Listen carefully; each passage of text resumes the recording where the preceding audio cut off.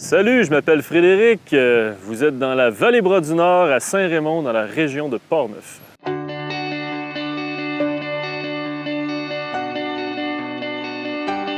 Premièrement, ce qu'il faut expliquer, c'est qu'il y a deux rivières.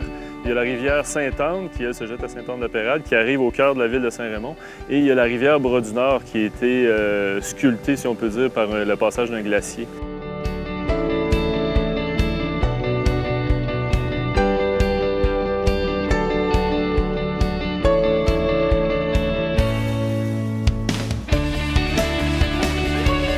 On a deux secteurs qu'on développe intensément, soit le secteur Saint-Raymond au niveau du vélo de montagne. Comme par exemple, à partir de l'Accueil-Chanahan, tu peux à la fois faire du canot, à la fois partir en randonnée, en courte, longue randonnée. Tu peux faire du canyoning, juste en traversant la passerelle.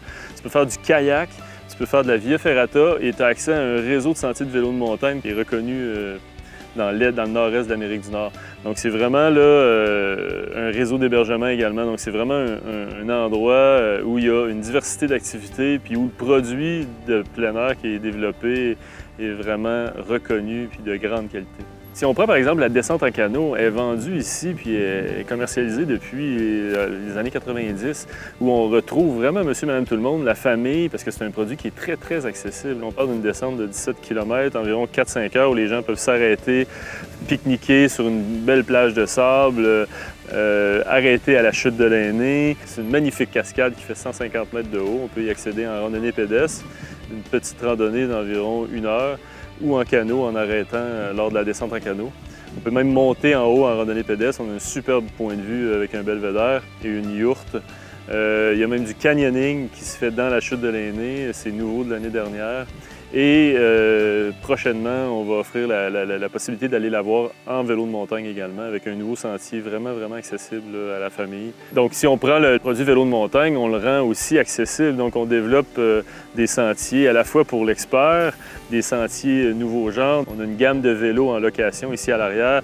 On essaie de démocratiser aussi la pratique du vélo de montagne. Les machines, les vélos s'améliore aussi beaucoup, donc ça rend la plupart des sentiers beaucoup plus accessibles.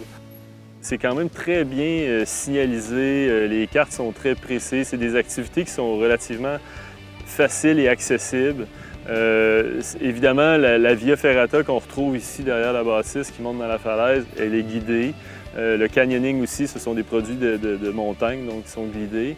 Le canot peut être guidé également. Le vélo, on commence à l'introduire, le service de guide. On avait des Français dernièrement qui se faisaient guider. Et on a 3 campings, un magnifique camping avec une plage de sable, le camping Etsana, le camping ici Chanahan, qui est un camping rustique à proximité des ensembles des activités, puis aussi un camping qui est accessible lors de la descente en canot. Les gens peuvent donc descendre la rivière en 2 jours en faisant du canot camping.